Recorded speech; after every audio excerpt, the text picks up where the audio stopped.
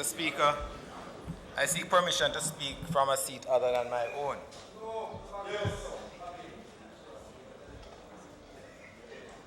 Thank you, sir. Mr. Speaker,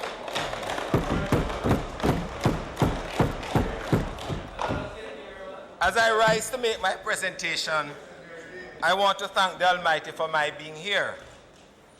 To my family, who have been the bedrock of my life, my wife Nadine, who is here along with my daughter Kimberly, and Morais, who could not be here, I thank them for their patience and fortitude. You know, Mr. Speaker, many a times the road in political life gets lonely, challenging, and ungrateful. And it's at those times one really appreciates what they truly have. Their families, that unit that gives strength, support, and encouragement to continue serving the people. To my political family, the constituency of Central St. Mary, my constituency executive committee, my councillors and councillor caretakers, and my friends, Mr. Speaker, I want to thank them for their continued confidence in my political stewardship over the many years, their support and guidance over the many years, my 14th and my 4th term. To my regional family, Region 2 of the People's National Party, I hail you for your kindness and support and dedication to my leadership through the many years. To the leader of the opposition and party leader, for the confidence reposed in me by appointing me to the Spokesperson's Council in the capacity of opposition spokesman on foreign affairs and foreign trade, I want to thank her. Yes, and I want to thank you for the extra police station in the constituency. To my colleagues in the House, on this side and on the side opposite, I have come to admire the friendship and respect built up over the years, and to require of us all to continue to serve our people in the best possible way. Mr. Speaker, you have come in for special commendations. I want to congratulate you on your elevation to the chair of Speaker and to wish you well. I know that your steady hand will be there even when there's opposition coming to your ruling, sometimes from even quarters close to you. You know, Mr. Speaker, with your having such a long record in this House,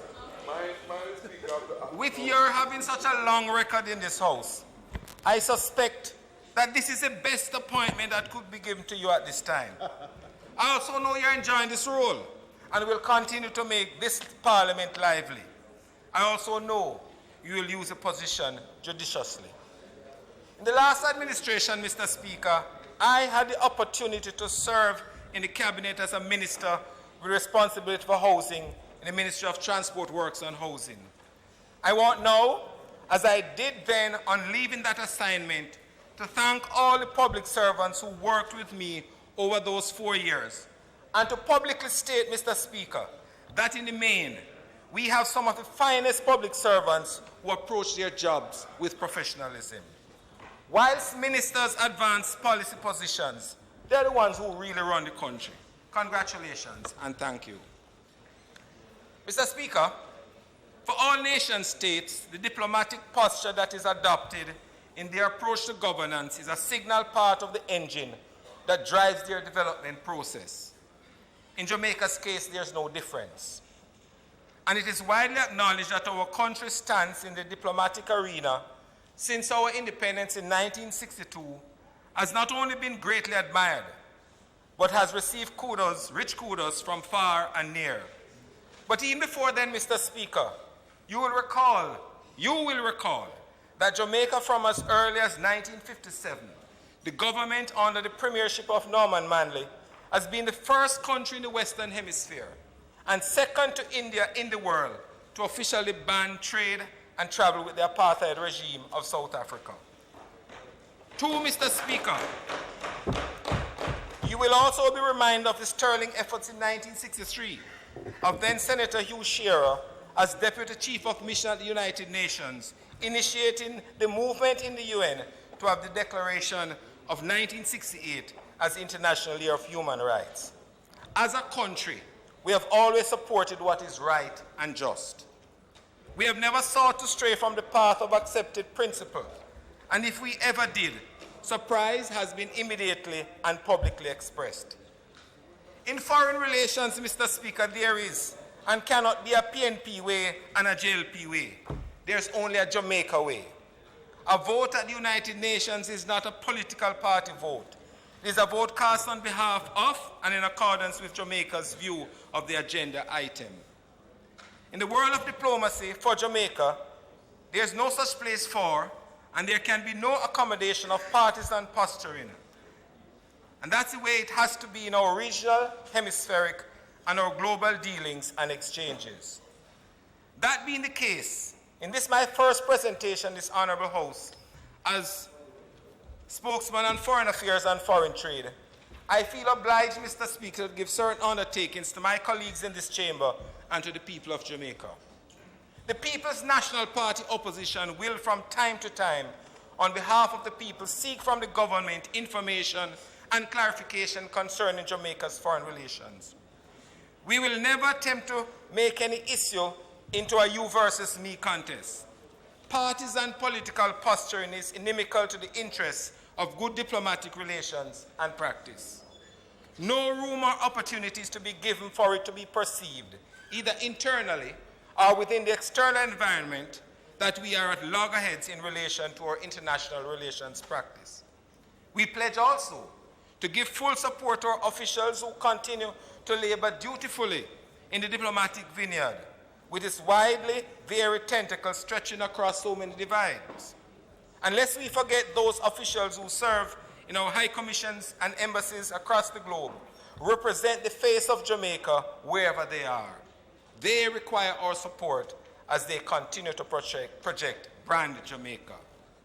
They represent the finest that the country has to offer, and their considered analysis and advice is valuable in formulating policy decisions.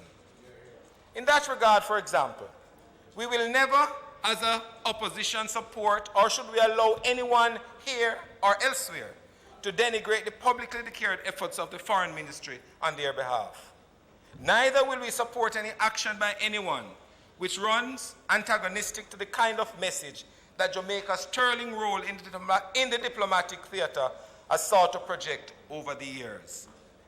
In our foreign relations, above all, there is no place for one-upmanship and self-propulsion.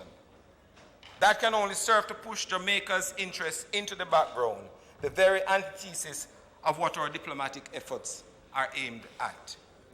We therefore pledge to support and encourage Jamaica's foreign relations agenda, to push for positive interaction with our international partners. We intend to be responsible in our efforts on behalf of our countrymen and countrywomen in seeking to enhance the fortunes of brand Jamaica. These are undertakings we give, Mr. Speaker, and more, and pledge to avoid the missteps of a time in recent past, which in any event are recognized as aberrations and form no part of the principal path that our diplomatic relations have traveled over these many years. Mr. Speaker, Jamaica has always had a progressive and uplifting foreign policy. As a country, we have gone where others have feared to tread. Our foreign relations, as indicated above, have dwarfed our size as a country. You will recall, Mr. Speaker, in 1972, when friends were few and enemies were plenty, the government of Jamaica had the foresight to establish diplomatic relations with the People's Republic of China, recognizing the One China policy. A relationship, Mr. Speaker, which has lasted and cemented over the many years. You will be reminded too, Mr. Speaker, that in the following month, in December 1972, Cuba was officially recognized with the establishment of diplomatic relations, a bond which has grown stronger over the many years. I recount all of this, Mr. Speaker, because the Prime Minister in his recent budget presentation made reference to, and I quote, "Robust trade is a fundamental part of building a sustainable and prosperous economy. This administration is committed to using trade as a tool for development and economic growth," unquote. And further, quote, "Our foreign policy, Mr. Speaker, must support our economic and development policy," unquote. This statement, Mr. Speaker, is a true indication of where Jamaica ought to position its foreign policy. However, Whilst we seek new foreign partners for trade to be used as a tool for development and economic growth and craft foreign policy to give effect to this imperative, we should always, as a rule, bolster the relationships we have treasured over the many years. It is in this context, Mr. Speaker, I question the administration's seeming intransigence with the appointments of ambassadors to the United States and China and the High Commissioner to the United Kingdom. The incumbents were relieved of their position within days of the change of administration. And Mr. Speaker, 100 days have elapsed, and there is no announcement of who will be our representatives in these three important countries. The majority of our trade and investment comes from these three trading and investment partners, and there's the opportunity for an even greater expansion of our relationship. It will be a good sign of confidence and diplomatic shrewdness, Mr. Speaker, for the Jamaican government to indicate without further delay who will be appointed to these critical posts. Mr. Speaker, I move to our next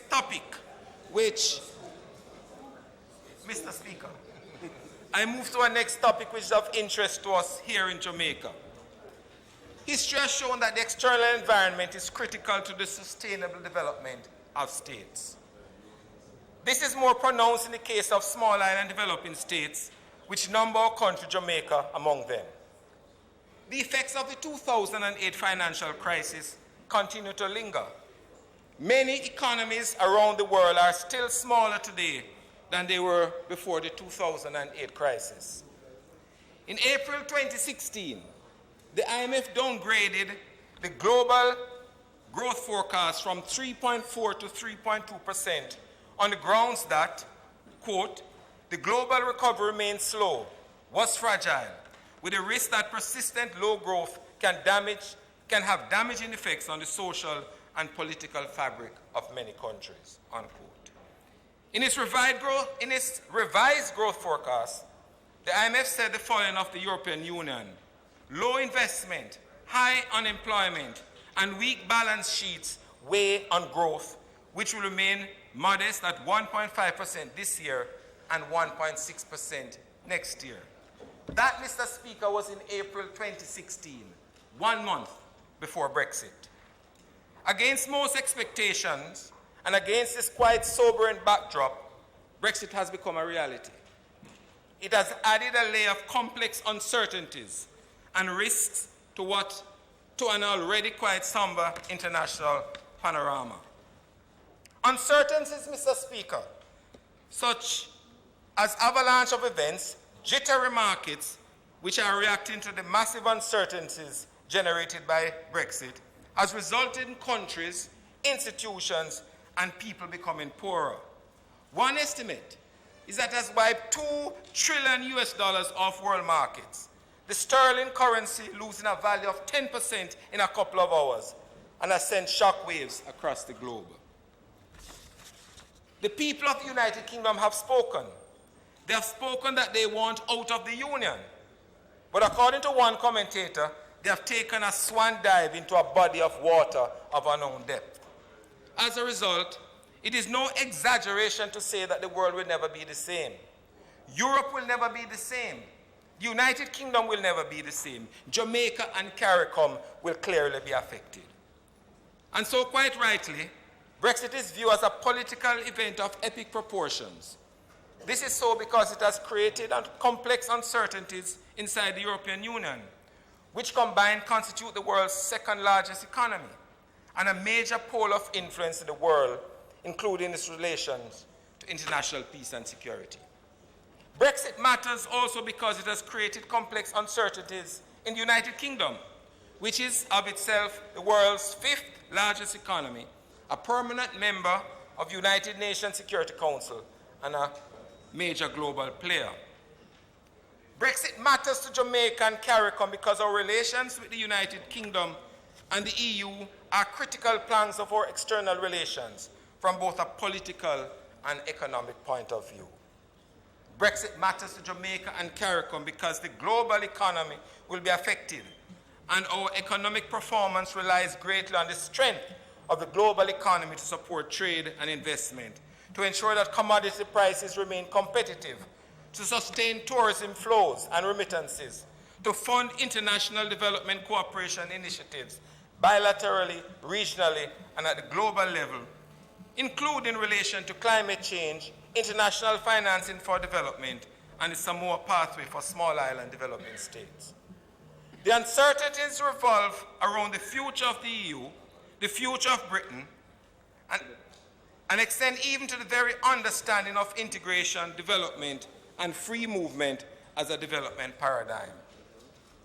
After all, the United Kingdom will be the first country to ever leave the EU. The negotiations will be long and arduous. The outcome is uncertain in terms of winners and losers. The prospect of contagion and an outbreak of Euroscepticism are potentially alarming when one considers the original raison d'etre of the European Union as a project to build peace, trust, and cooperation in Europe, a commitment that has been ravaged, a continent, that has been ravaged by wars for centuries. The prospect of rising nationalism looms with all the potential consequences that flow from that. Heaven forbid that this becomes a case of divorce in haste, repent at leisure.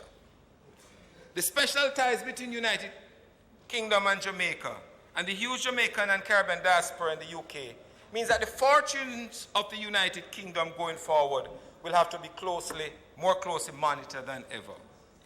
It was only September last year in this very house, the United Kingdom Prime Minister spoke and announced the UK's pivot back towards the Caribbean. The UK follows through with the funding for infrastructure and other projects that can be accessed through the Caribbean Development Bank. He announced that Britain was back in the Caribbean. We welcome that then, and we cling to it now. But equally important is the EU dimension. How will the dynamics of the ACP-EU, particularly the EU-CARIFORUM relationships, change with an EU without Britain, which is a country with which the vast majority of CARIFORUM countries have the deepest relations of history and culture? Recall, we are on the eve of refashioning the EU-ACP post-Cotonou 2020 relations with an expanded Europe comprising countries that, for understandable historical reasons, are less sensitive to the situations of the Caribbean. In summary, there's no way that Jamaica and CARICOM will be immune from the consequences of Brexit. These are issues that cry out for study and evaluation. The current 37 heads of government meeting in Guyana ought to have this high on the agenda. It will require Jamaica to examine our assumptions and revise our own projections in numerous areas. But neither should we be excluded from the opportunities that might arise from our special relations with the United Kingdom in the reconfigured geopolitical format. To this end, Mr. Speaker, and because of the importance, I'm urging that this House have a consideration of the matter by a joint sitting of the Internal and External Affairs Committee and the Economy and Production Committee. Mr. Speaker, I now turn to CARICOM. It was with much fanfare that the Prime Minister announced the CARICOM Review Commission headed by former Prime Minister Honorable Bruce Golding. The opposition supports this review. In fact, Mr. Speaker, we are of the view that any well-thinking entity needs periodically to assess its operations. Similarly, in CARICOM, Jamaica has opted to assess its membership in this bloc and to review its operation. We have no difficulty with the review, as has been said elsewhere by the opposition. We would wish as wider membership to include academia and to side with an editorial of one of the daily newspapers with respect to the membership and who should appear before it. What is worrying, Mr. Speaker, is the fact that we are only learning of the membership only yesterday, even though the Commission was formally launched last week, having been announced more than a month ago. What is important, however, Mr. Speaker, and the government has alluded to this, the Commission has not been set up to take Jamaica out of CARICOM. The opposition welcomes such a decision. In fact, it is our view that the arrangements of CARICOM, even though imperfect at this stage, is important for the economic and developmental well-being of our Caribbean people. We have common heritage in the main, and many of our future aspirations are inextricably linked and intertwined. The opposition notes that the Commission met yesterday, and we wish for insightful deliberations and a successful outcome. Having said that, however, Mr. Speaker, I could not be blinded to the impasse within CARICOM between Jamaica and Trinidad. Yes, there have been repeated calls for the better treatment of Jamaicans in the Twin Island Republic. Yes, there has been a seemingly high refusal rate of entry of Jamaicans. And yes, there have been reports of inhumane treatment of denied travelers. As is said in a popular Jamaican parlance, we want justice. The opposition is thereby requiring of the Prime Minister, when he deliberates at the ongoing CARICOM meeting in Guyana, to register Jamaica's displeasure with the status quo and to push for fairer treatment as well as equity within this economic bloc. We note, Mr. Speaker, that discussions have and are taking place with the Trinidadian authorities. But this issue is broader than just between Jamaica and Trinidad and should be addressed as such. The Shanique Myrie ruling by the CCJ and its interpretation of the revised Treaty of Chaguaramas is clear on the rights of CARICOM citizens as it relates to free movement. We now need the governments at the CARICOM heads of government level, as well as the Legal Affairs Committee of CARICOM, to ensure that each member state abide by this ruling so that the interests of our nationals can be protected. Twin to the free movement issue, Mr. Speaker, is a matter of trade. There have been increasing calls for the trade arrangements between Trinidad and Jamaica to be accorded the format dictated by the CARICOM arrangements of the revised treaty. For too long, these complaints have existed and have reached a point of festering wherein there is a call in Jamaica to boycott Trinidadian goods. Many Jamaicans have been saying just that, and some further angered by the denial of Jamaicans at the Trinidadian ports of entry have twinned both matters. This state of affairs, Mr. Speaker, is phrased elegantly for the boycotters in a comment by others far away in respect to a reverse situation. The President of the European Council in relation to the Brexiters said, there can be no single market a la carte. There has to be free movement as well. The trade issues, Mr. Speaker, I submit can be resolved by the very rules that creates the arrangement. The final arbiter is the Caribbean Court of Justice in its original jurisdiction. What needs is that our exporters and manufacturers need to take to the court any and every infraction of trading arrangements for adjudication there. The opposition does not support boycotting goods made in Trinidad, despite the over 600 million US trade deficit with our neighbor. Point to note, however, Mr. Speaker, is that 90% of these imports from Trinidad are petroleum products. I am of the view that we can always have a trade deficit with any country which has unique products which we seek, so long as the rules are observed in the gameplay. Equity must prevail, Mr. Speaker. All countries must abide by the rules which they have become a party to. Some cannot be allowed to trim these rules to suit their own purposes. Having said that, what we should seek to do as a country is to diversify our exports to other members within CARICOM and within the wider CARIFORUM era, along with Cuba, tapping the potential of the over 40 million people, the aim to eventually achieve an overall trade surplus. Hence, in full support of a proposal made last week by my colleague spokesperson, the member from Southeast St. Anne. Mr. Speaker, we continue to laud and commend the government and people of Venezuela for their tremendous generosity, even in the face of their own adversities. Two things stand out in recent time. Firstly, the insistence of all the terms of the Petro-Caribbean Agreement in spite of plummeting world oil prices. The hosting of the 10th anniversary summit in Jamaica last year was the occasion used by President Maduro to restate his country's total commitment to the original principles enshrined in the agreement. Secondly, the successful negotiation and settlement of Jamaica's debt with Venezuela. The debt, you'll be reminded, Mr. Speaker, was highly discounted and enabled Jamaica to overperform in its IMF commitment re-debt to GDP ratio. We wish to put on record our well wishes to Venezuela as it grapples with its own internal challenges at this time. But, Mr. Speaker, almost 2 weeks ago, June 23rd, 2016 to be exact, the OAS Permanent Council meeting held in Santo Domingo adopted a position on Venezuela. The position had been further elaborated in a column in The Observer of June 26, 2016, written by Sir Ronald Sanders, Ambassador for Antigua and Barbuda, as well as a column in The Gleaner only yesterday, penned by Danny Glover, U.S. actor and human rights activist, who both questioned the decisions arising out of this meeting. The opposition, in a release on Monday, June 27, called on the government of Jamaica to fully explain the stance of the Jamaican delegation at the meeting and to justify Jamaica's vote on the agenda item. Mr. Speaker, the significant role and contribution made to the stabilization of the Jamaican economy, as well as other regional economies in recent times by Venezuela, remains unquestionable.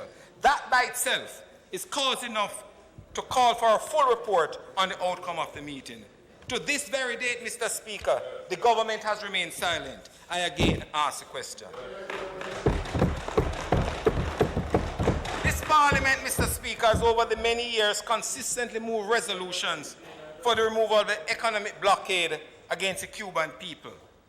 Since 1972 as a country, we officially, with diplomatic relations, have supported their rights to their own self-determination. As a country, we have participated in and on occasions watched the ever-changing diplomatic initiatives relating to this very friendly neighbor to the north, only 90 miles away. In August last year, the United States opened the embassy in Cuba after a hiatus of 54 years. In May this year, President Obama made the historic trip to Cuba, a first since 1928 by an American president. This, Mr. Speaker, signals a significant thawing of relations between the two, a move that has been welcomed by many of us, including us here in Jamaica. Coupled with that, approval has been given by many U.S. flag airlines to fly to Cuba, and Americans have been given permission for certain types of visit to Cuba. Mr. Speaker, I have no doubt that the entire Jamaica applauded those initiatives, but we want to see more. The full removal of this economic embargo, which has denied the Cuban people the ability to contribute to their full development as well as advanced cooperation within the Caribbean arena. Whilst we are mindful that the complete removal has to be done by an act of Congress, we take note of the fact that in the month of April, the U.S. Foreign Affairs Committee unanimously agreed on a bipartisan bill that seeks to have the administration give greater priority to the U.S.-Caribbean relationships. This bill, Mr. Speaker, the United States Caribbean Strategic Engagement Act of 2016, among other things, require that the U.S. State Department and the USAID identify U.S. priority policies towards the Caribbean, as well as seeking to improve diplomatic engagement and development of an approach that encourages economic diversification in the region. According to one of its sponsors, Congressman Angel, this bill made it clear that U.S.-Caribbean relations were, I quote, a major priority, unquote. We await the outcome of these deliberations, but the opposition notes that this bill, Mr. Speaker, has great implication for the entire Caribbean, of which Cuba is a part. And it is our expectation that this will pave the way for a full congressional move to lift the economic blockade, if not now, but sometime in the near future. But, Mr. Speaker, this bill also has implications for us here in Jamaica and the wider Caribbean.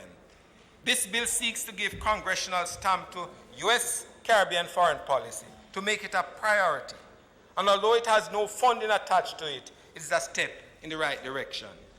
The opening gives Jamaica and CARICOM now an opportunity to engage the U.S. in a serious way to present the Caribbean's case for cooperation and development.